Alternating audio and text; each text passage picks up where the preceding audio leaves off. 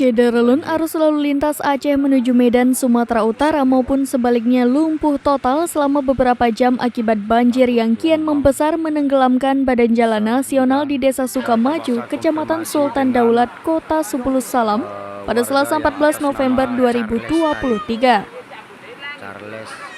Ratusan kendaraan dari Aceh menuju Medan, Sumatera Utara maupun sebaliknya hingga pukul 22.30 waktu Indonesia Barat terperangkap di lokasi banjir. Informasi yang diterima serambinews.com, kendaraan tersebut tidak dapat melintas lantaran masyarakat khawatir dapat menumbangkan rumah mereka oleh ombak akibat lalu lintas kendaraan.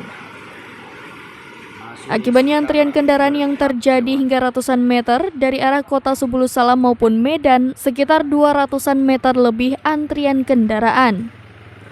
Hal serupa juga terjadi di arah sebaliknya yakni Tapak Tuan atau Melabuh menuju Medan, Sumatera Utara.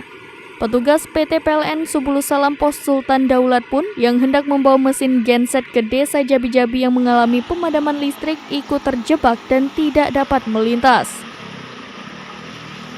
Camat Sultan Daulat Samsir Nazir menyampaikan update terkini kondisi banjir yang makin meninggi hingga 1,5 meter dan seluruh aktivitas masyarakat di Jabi-Jabi lumpuh. Masyarakat yang terdampak banjir sudah mengungsi ke tempat yang lebih tinggi. Camat Samsir Nazir meminta agar BPBD Kota Sebulu Salam segera memberikan bantuan tanggap darurat. Hal ini lantaran aktivitas masyarakat sudah lumpuh total. Apalagi, kata Camat Samsir Nazir, berdasarkan informasi yang ia terima, kondisi cuaca di Aceh Utara masih dilanda hujan hingga potensi banjir di Sultan Daulat akan semakin parah. Banjir yang merendam Kecamatan Sultan Daulat, Kota Sebulu Salam tersebut merupakan ekses hujan deras di Aceh Tenggara. Bahkan akibat meningginya genangan banjir, PT PLN Persero Sebulu Salam terpaksa memadamkan aliran listrik untuk desa Jabi-Jabi lantaran trafo sudah hampir tenggelam. Dari Sebulu Salam, Khalidin, serambinews.com.